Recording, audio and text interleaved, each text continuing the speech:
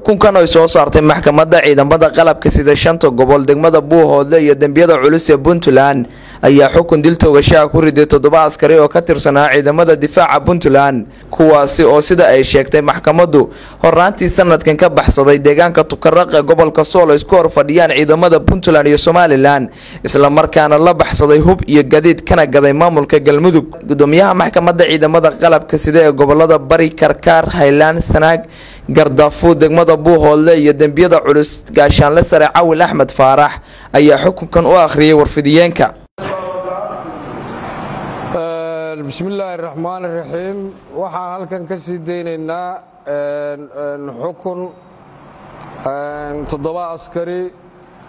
oo maqarayaal ah oo ka baxsaday goobta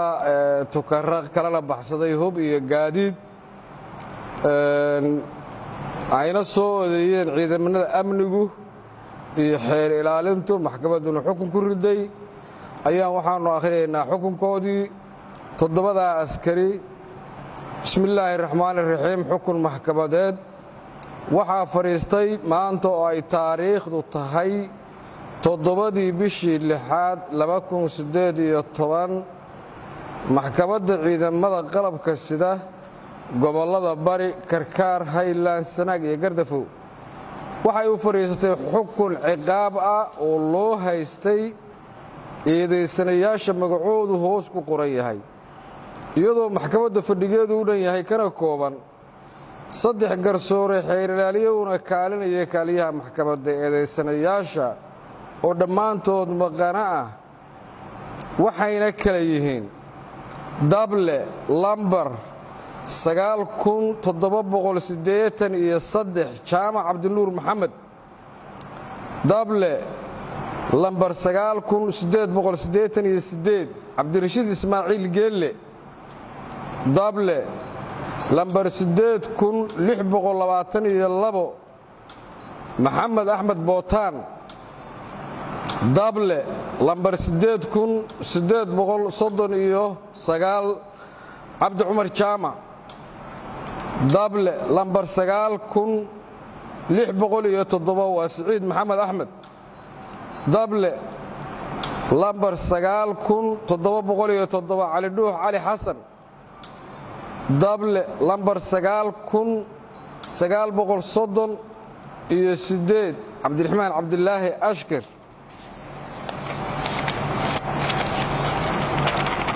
haddaba asbaabta xukunka maxkamaddu markii ay dhageystay dooda xeer ilaaliyaha markii ay dhageystay difaaca qareenka eedeysanayaasha markii ay aragtay qodobada lagu soo eedeeyay iyo waqtiga ay ka baxsadeen goobta dagaalka markay aragtay qiimaha gaadiidka iyo hubka ay la baxsadeen markay dhageystay markhaatiyaasha la horkeenay maxkamadda oo ah 3 salkaan isla markaana ay dhaarisay maxkamaddu markay cadeeyeen markhaatiyaashu inay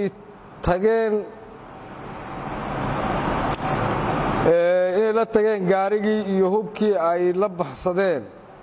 markay cadeeyeen inay ula baxsadeen hubka iyo gaadiidka rabitaankooda ee aanay jirin cid ku khasabtay iyadoo lagu jiro xilli dagaal markay aragtay qodobada lagu soo eedeeyay iyo xilliga dagaalka ee ay ku jiraan ciidamada Puntland xukun maxkamadeed waxay maxkamaddu ku xukuntay 7 eedeysane ee hoos ku qoran midkiiba dil toogasho kuwaas oo kala ah waa dable 9783 jaamac Cabdinuur Maxamed